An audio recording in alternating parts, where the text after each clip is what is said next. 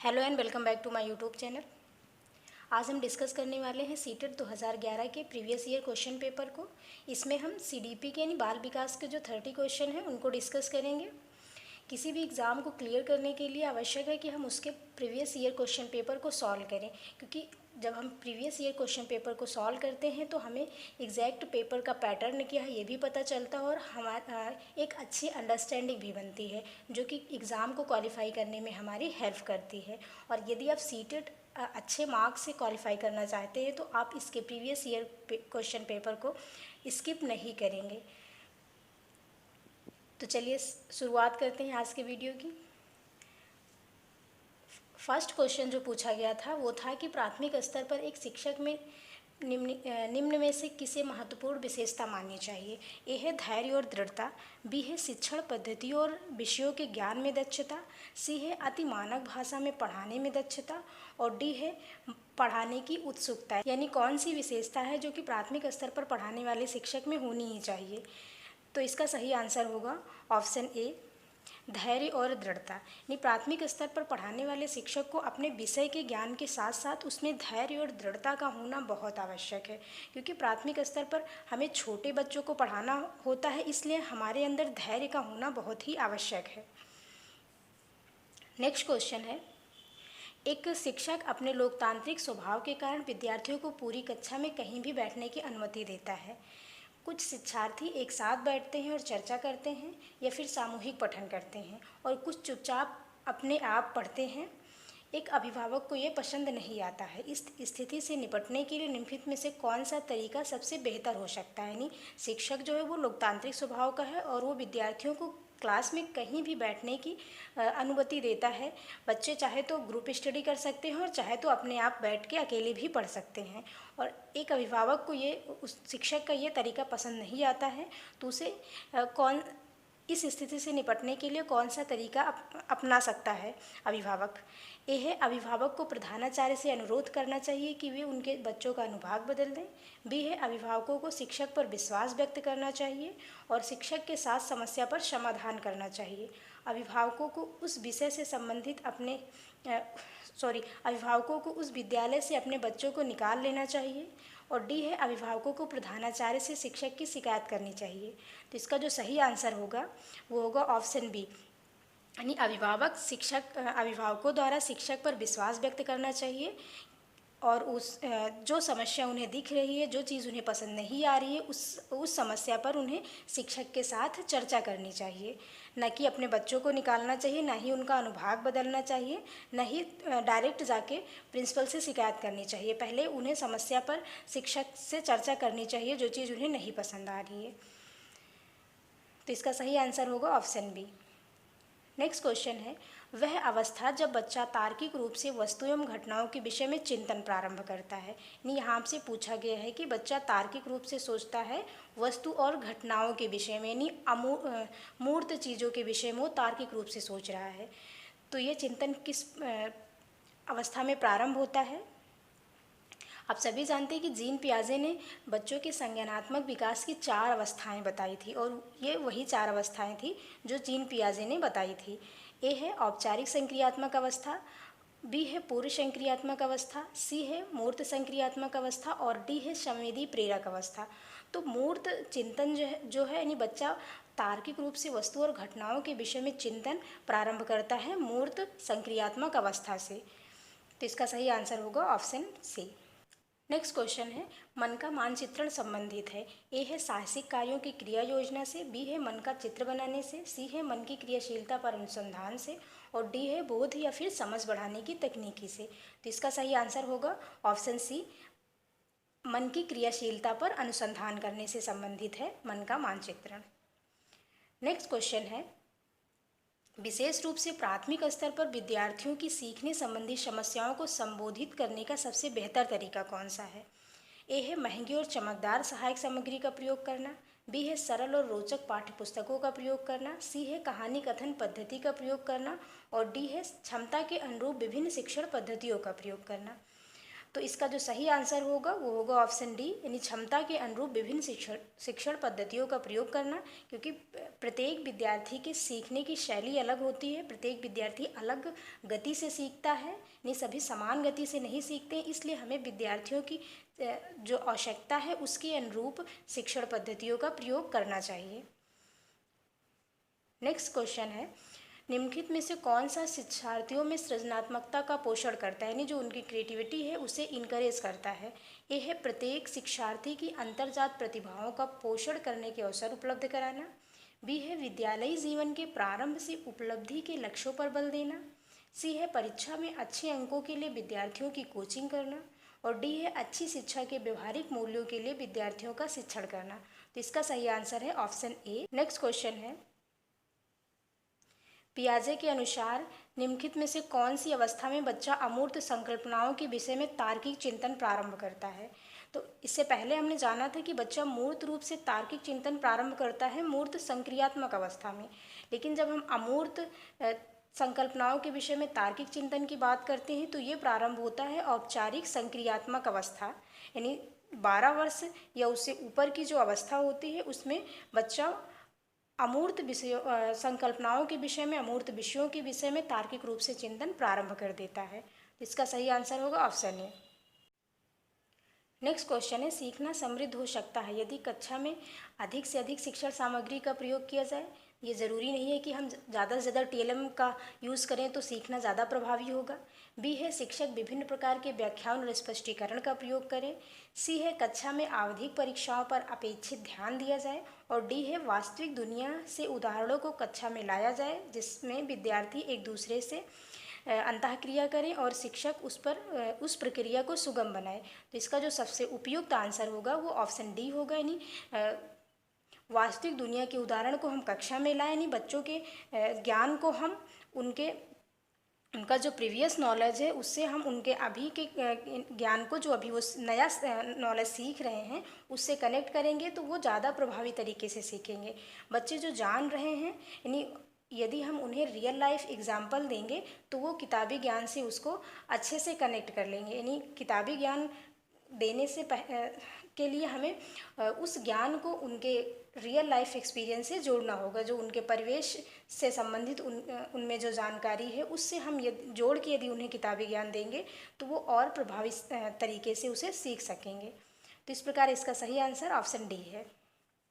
Next question है, निम्नलिखित में से कौन से कथन को सीखने की प्रक्रिया की विशेषता नहीं मानना चाहिए। ए है सीखना एक व्यापक प्रक्रिया है। बी है सीखना लक्ष्योन्मुख है। और सी है अनअधिगम भी सीखने की प्रक्रिया है। और डी है शैक्षिक संस्थान ही एकमात्र स्थान है जहां अधिगम होता है। तो उपयुक्त जो तीनों कथन है वो तो सीखने की विशेषता बताते हैं, यानी सीखना एक व्यापक प्रक्रिया भी है, सीखना एक लक्ष्योन्मुख प्रक्रिया है और अनधिगम भी सीखने की प्रक्रिया है, यानी अनधिगम को भी एक तरीके से अधिगम माना जाता है। लेकिन जो चौथा कथन है कि शैक्षिक संस्थान ही एकमात्र स्थान है जहाँ हम अधिगम करते हैं, तो ऐसा बिल्कुल भी नहीं है। अधिगम जो है वो जीवन पर्यंत चलने वाली प्रक्रिया, यानी ये निरंतर चलती रहती है, एक लाइफ लॉन्ग प्रोसेस है। तो ऐसा हम नहीं कह सकते कि हम केवल विद्यालय में सीखते हैं, हम प्रत्येक परिस्थिति से सीखते हैं, प्रत्येक व्यक्ति से सीखते हैं। हमारा जो अधिगम है वो घर में भी होता रहता है, हम सोसाइटी से भी सीखते हैं और विद्यालय में भी सीखते हैं। तो इसलिए अधिगम जो है वो एक लाइफ लॉन्ग प्रोसेस है, ये केवल ऐसी प्रक्रिया नहीं है, नहीं अधिगम केवल हमें शैक्षिक संस्थान से ही प्राप्त नहीं होता, वरन हम सभी जगहों से सीखते हैं। तो इसलिए ये कथन असत्य है। नेक्स्ट क्वेश्चन है कि 5वीं कक्षा के दृष्टिबाधित विद्यार्थी के माता पिता, यानी एक कक्षा 5 का स्टूडेंट है जो कि दृष्टिबाधित है, तो उसके साथ क्या करना चाहिए। ऑप्शन ए है कि माता पिता और मित्रों द्वारा उसे दैनिक कार्यों में सहायता दी जानी चाहिए। बी है कि कक्षा में सामान्य रूप से उसके साथ व्यवहार करना चाहिए और श्रव्य सीडी के माध्यम से सहायता उपलब्ध कराई जानी चाहिए। सी है कि उस विद्यार्थी के साथ कक्षा में विशेष व्यवहार किया जाना चाहिए। और डी है कि उसे निचले स्तर के कार्य करने की छूट मिलनी चाहिए। तो इसका जो उपयुक्त आंसर होगा वो होगा ऑप्शन बी, यानी उसके साथ सामान्य रूप से व्यवहार किया जाना चाहिए और सीखने के लिए उसे श्रव्य सीडी उपलब्ध कराई जानी चाहिए। यानी एनसीएफ 2005 के अकॉर्डिंग हमें किसी भी बच्चे को अलग नहीं करना है, बल्कि उन्हें विशेष बच्चों को, यानी जो विशेष आवश्यकता वाले बच्चे हैं, दृष्टिबाधित बच्चे हैं या फिर मूक बधिर बालक हैं, उन्हें हमें सामान्य बच्चों के साथ ही शिक्षा देनी है। उन्हें उनके लिए एक अलग विद्यालय की स्थापना नहीं करनी है, बल्कि सामान्य बच्चों के साथ ही हमें उन्हें शिक्षा देनी है और उन्हें सीखने के लिए जो विशेष आवश्यकता है वो हमें उपलब्ध कराना है। जैसे कि अगर दृष्टिबाधित बच्चा है तो उसे हम श्रव्य सामग्रियाँ उपलब्ध कराएंगे, उसे हम ब्रेल लिपि उपलब्ध पे शिक्षा देंगे, लेकिन उसे हम अलग थलग नहीं करेंगे कि उसे हम एक अलग विद्यालय में शिक्षा देंगे। और जैसे कि अगर मूक बधिर बालक है तो उसे हम विजुअल चीज़ें उपलब्ध कराएंगे, सांकेतिक भाषा का प्रयोग करेंगे, यानी जो साइन लैंग्वेज होती है उसका यूज़ करेंगे और उन्हें हम सामान्य बच्चों के साथ ही शिक्षा देंगे। नेक्स्ट क्वेश्चन है, निम्न में से कौन सा बच्चे की सामाजिक मनोवैज्ञानिक आवश्यकताओं के साथ संबद्ध नहीं है, यानी कौन सी ऐसी आवश्यकता है जो बच्चे की सामाजिक मनोवैज्ञानिक आवश्यकता नहीं है। ए है संवेगात्मक सुरक्षा की आवश्यकता, ये सामाजिक मनोवैज्ञानिक आवश्यकता है। बी है शरीर में अपशिष्ट पदार्थों का नियमित रूप से बाहर निकलना, और सी है सानिध्य की आवश्यकता, और डी है सामाजिक अनुमोदन और एवं सराहना की आवश्यकता। तो इसका जो सही आंसर होगा वो होगा ऑप्शन बी, यानी शरीर में अपशिष्ट पदार्थों का नियमित रूप से बाहर निकलना, ये शारीरिक आवश्यकता है, न कि सामाजिक मनोवैज्ञानिक आवश्यकता है। बाकी जो तीन आवश्यकताएं हैं वो सामाजिक मनोवैज्ञानिक हैं। नेक्स्ट क्वेश्चन है, वह कौन सा स्थान है जहां बच्चे के संज्ञानात्मक विकास को सबसे बेहतर तरीके से परिभाषित किया सकता है। ए है विद्यालय एवं कक्षा पर्यावरण, बी है सभागार, सी है घर और डी है खेल का मैदान। तो बच्चे के संज्ञानात्मक विकास को हम सबसे बेहतर तरीके से विद्यालय और कक्षा के पर्यावरण में ही परिभाषित कर सकते हैं। नेक्स्ट क्वेश्चन है, एक अभिप्रेरित शिक्षण का संकेत माना जाता है, यानी कौन सी विशेषता है जो एक अभिप्रेरित शिक्षण का संकेत माना जाता है। ए है शिक्षक द्वारा दिया गया उपचारात्मक कार्य, बी है विद्यार्थियों द्वारा प्रश्न पूछना, सी है कक्षा में एकदम खामोशी और डी है कक्षा में अधिकतम उपस्थिति। तो इसका सही आंसर ऑप्शन बी है, यानी विद्यार्थियों द्वारा प्रश्न पूछना इस बात का संकेत होता है कि बच्चे पढ़ने में रुचि ले रहे हैं और वो सक्रिय रूप से अधिगम कर रहे हैं। यानी एक अभिप्रेरित शिक्षण का ये संकेत माना जाता है कि विद्यार्थी प्रश्न पूछ रहे हैं, क्योंकि यदि बच्चे रुचि लेकर चीज़ों को ग्रहण करेंगे तभी उससे संबंधित उनमें जिज्ञासा उत्पन्न होगी और वो नए प्रश्न पूछेंगे। नेक्स्ट क्वेश्चन है, निम्नलिखित में से कौन सा बुद्धिमान बच्चे का लक्षण नहीं है। ए, वह जो प्रवाहपूर्ण एवं उचित तरीके से संप्रेषण करने की क्षमता रखता है, ये एक बुद्धिमान बच्चे का लक्षण है। बी है कि वह मूर्त रूप से सोचता है, ये भी बुद्धिमान बच्चे का लक्षण है। और सी है कि वह जो नए परिवेश में स्वयं को समायोजित कर लेता है। तो जो बुद्धिमान बच्चा होता है वो किसी भी नए परिवेश में स्वयं को अच्छे से समायोजित कर लेता है। डी है कि वह लंबे निबंधों को बहुत जल्दी रट लेता है। तो ये ऑप्शन, इसका जो सही आंसर है ऑप्शन डी है कि जो किसी भी लंबे निबंध को, यानी किसी भी चीज़ को बहुत जल्दी रट लेता है। तो इस योग्यता के आधार पर ही हम किसी को ये नहीं कह सकते कि वो बच्चा बुद्धिमान है। तो ये एक बुद्धिमान बच्चे का लक्षण नहीं है कि वो चीज़ों को जल्दी रट लेता है। नेक्स्ट क्वेश्चन है, बच्चे दुनिया के बारे में अपनी समझ का सृजन करते हैं, ये इसका श्रेय किसे दिया जाता है, यानी ये कथन किसका है। ए है पावलोव का, बी है कोहलबर्ग का, सी है स्किनर का और डी है पियाजे का। तो ये कथन जो है वो जीन पियाजे का है कि बच्चे दुनिया के बारे में अपनी समझ का सृजन स्वयं करते हैं। पियाजे ने बच्चों को नन्हे वैज्ञानिक कहा था, यानी बच्चे नन्हे वैज्ञानिक होते हैं जो अपने ज्ञान का सृजन स्वयं करते हैं। नेक्स्ट क्वेश्चन है, कृतिका अक्सर घर में ज़्यादा बात नहीं करती लेकिन विद्यालय में वह काफ़ी बात करती है, यह दर्शाता है, यानी कृतिका का यह व्यवहार क्या दर्शाता है। ए, शिक्षकों की मांग होती है कि बच्चे विद्यालय में खूब बात करें, बी है कृतिका को अपना घर बिल्कुल पसंद नहीं है, सी है उसके विचारों को विद्यालय में मान्यता मिलती है और डी है विद्यालय हर समय बच्चों को खूब बात करने का अवसर देता है। तो इसका सही आंसर है ऑप्शन सी, यानी कृतिका के विचारों को विद्यालय में मान्यता मिलती है, इसलिए वो घर में अक्सर ज़्यादा बात नहीं करती है लेकिन विद्यालय में वो काफ़ी बात करती है। नेक्स्ट क्वेश्चन है, एक शिक्षक को अपने विद्यार्थियों की क्षमताओं को समझने का प्रयास करना चाहिए, निम्नलिखित में से कौन से क्षेत्र कौन सा क्षेत्र इस उद्देश्य के साथ संबद्ध है। यानी एक शिक्षक को अपने विद्यार्थियों की क्षमताओं का ज्ञान होना चाहिए, उसे उसकी सीखने की गति, सीखने की शैली समझने का प्रयास करना चाहिए। यानी बालक की जो सीखने की गति होती है, सीखने की अवस्था यानी विकास की जो अवस्थाएं होती हैं, शिक्षक को इसका ज्ञान होना चाहिए। इस क्षेत्र से संबंधित कौन सा यानी कौन सा सब्जेक्ट है जो इस क्षेत्र से संबंधित है।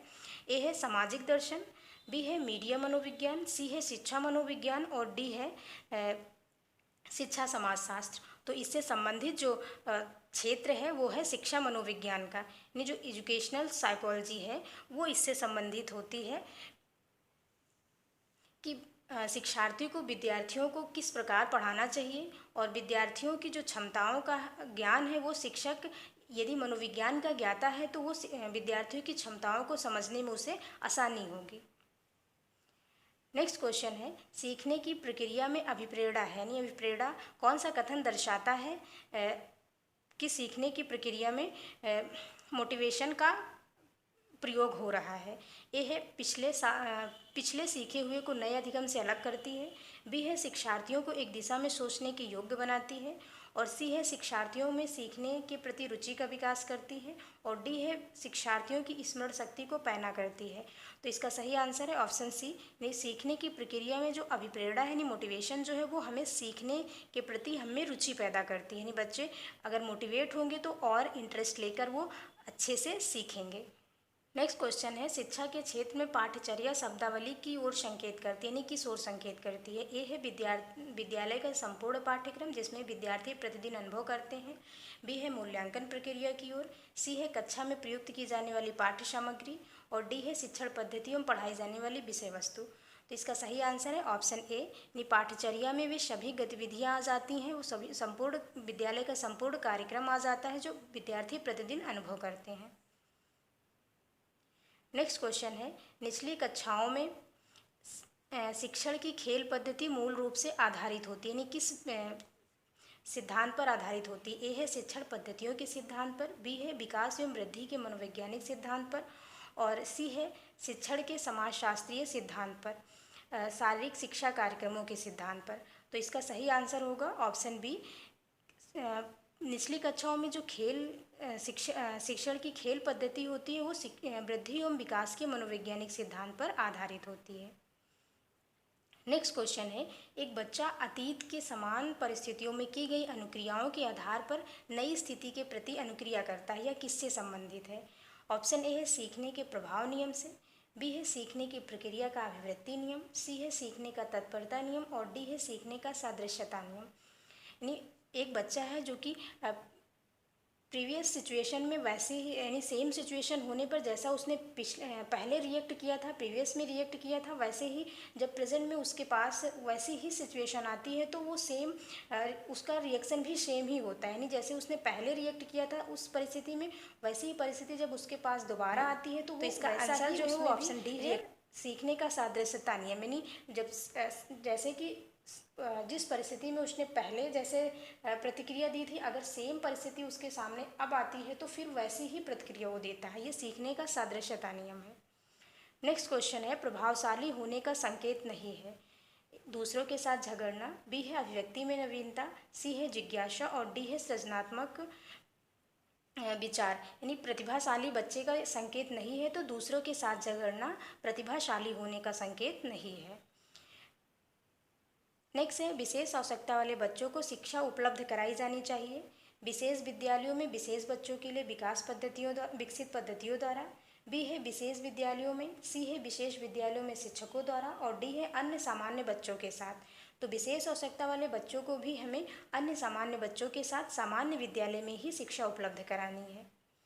नेक्स्ट क्वेश्चन है, आकलन को उपयोगी और रोचक प्रक्रिया बनाने के प्रति सचेत होना चाहिए। ये है विद्यार्थियों को बुद्धिमान या औसत की उपाधि देना, तो हमें ऐसा बिल्कुल भी नहीं करना है, किसी बच्चे की लेबलिंग नहीं करना है कि ये जीनियस है या ये एवरेज है। पी है कि शैक्षिक और सह शैक्षिक क्षेत्रों में विद्यार्थियों को सीखने के बारे में जानकारी प्राप्त करने के विविध तरीकों का प्रयोग करना। और सी है प्रतिपुष्टि यानी फीडबैक देने के लिए तकनीकी भाषा का प्रयोग करना। हमें तकनीकी भाषा का प्रयोग भी नहीं करना है, क्योंकि जो प्राथमिक स्तर पर बच्चे होते हैं उन्हें हमें उनकी मातृभाषा में शिक्षण प्रदान करना होता है, न कि तकनीकी भाषा का प्रयोग करना होता है। डी है अलग अलग विद्यार्थियों से तुलना करना। तो तुलना भी हमें बिल्कुल नहीं करना है। दो विद्यार्थियों के में हमें तुलना नहीं करना है, क्योंकि प्रत्येक विद्यार्थी की सीखने की गति और सीखने की शैली अलग होती है। तो इसका सही आंसर होगा ऑप्शन बी, शैक्षिक और सह शैक्षिक क्षेत्रों में विद्यार्थियों के सीखने के बारे में जानकारी करने के लिए विविध तरीकों का प्रयोग करने। यानी विद्यार्थियों ने कितना सीखा ये जानने के लिए हम विभिन्न तरीकों का प्रयोग करेंगे, जिससे उनका वास्तविक मूल्यांकन हो सके। नेक्स्ट क्वेश्चन है डिसलेक्सिया किससे संबंधित है? ए है गणितीय विकास, बी है व्यवहार संबंधी विकास, सी है पठन विकार और डी है मानसिक विकार। तो डिसलेक्सिया जो है ये एक तरीके का पठन विकार है। नेक्स्ट क्वेश्चन है बच्चों की सीखने की प्रक्रिया में माता पिता की भूमिका होनी चाहिए। ए अग्रोन्मुखी, बी है तटस्थ और सी है सहानुभूतिपूर्ण, डी है नकारात्मक। तो बच्चों को सीखने की प्रक्रिया में माता पिता की अग्रोन्मुखी भूमिका होनी चाहिए। नेक्स्ट क्वेश्चन है विकास कभी न समाप्त होने वाली प्रक्रिया यानी निरंतर चलने वाली प्रक्रिया है। ये सिद्धांत यानी ये विचार किस सिद्धांत से संबंधित है? ए है निरंतरता का सिद्धांत, बी है एकीकरण का और सी है अंतःक्रिया का, डी है अंतः संबंध का। तो ये सिद्धांत यानी ये जो विचार है वो निरंतरता के सिद्धांत से संबंधित है, कि जो विकास है वो आजीवन चलने वाली प्रक्रिया है, ये कभी न समाप्त होने वाली प्रक्रिया है। नेक्स्ट क्वेश्चन है सीखने के अंतःदृष्टि सिद्धांत को किसने बढ़ावा दिया? ए है पावलोव ने, बी जीन पियाजे ने, सी है वाइगोत्स्की ने और डी है गेस्टाल्ट सिद्धांतवादियों ने। तो सीखने का जो अंतःदृष्टि सिद्धांत था, इनसाइट लर्निंग थियरी थी, ये गेस्टाल्टवादियों ने दिया था। नेक्स्ट क्वेश्चन है निम्नलिखित में से किस अवस्था में बच्चे अपने समवयस्क समूह के सक्रिय सदस्य हो जाते हैं? ए है प्रौढ़ावस्था में, बी है बाल्यावस्था में और सी है पूर्व बाल्यावस्था में या डी फिर किशोरावस्था में। तो जब हम ये बात करें कि बच्चा कब अपने समवयस्क समूह का सक्रिय सदस्य हो जाता है, तो ये किशोरावस्था में होता है। किशोरावस्था में बच्चे अपने समवयस्क समूह के सक्रिय सदस्य हो जाते हैं। नेक्स्ट क्वेश्चन है बच्चों के बौद्धिक विकास की 4 विशिष्ट अवस्थाओं की पहचान किसने की है? ए है एरिक्सन ने, बी है स्किनर द्वारा और सी है पियाजे द्वारा और डी है कोहलबर्ग द्वारा। तो बच्चों के बौद्धिक विकास की जो 4 विशिष्ट अवस्थाओं की पहचान की गई थी वो जीन पियाजे के द्वारा की गई थी। जीन पियाजे ने विकास की 4 अवस्थाएं बताई थी। पहला संवेदी प्रेरक अवस्था, दूसरा थी पूर्व संक्रियात्मक अवस्था, तीसरी अवस्था थी मूर्त संक्रियात्मक अवस्था और चौथी थी औपचारिक संक्रियात्मक अवस्था। तो ये 30 क्वेश्चन थे जिनको हमने डिस्कस किया और ये क्वेश्चन 2011 के सीटेट में पूछे गए थे। तो आशा करते हैं कि आपको ये वीडियो पसंद आया होगा।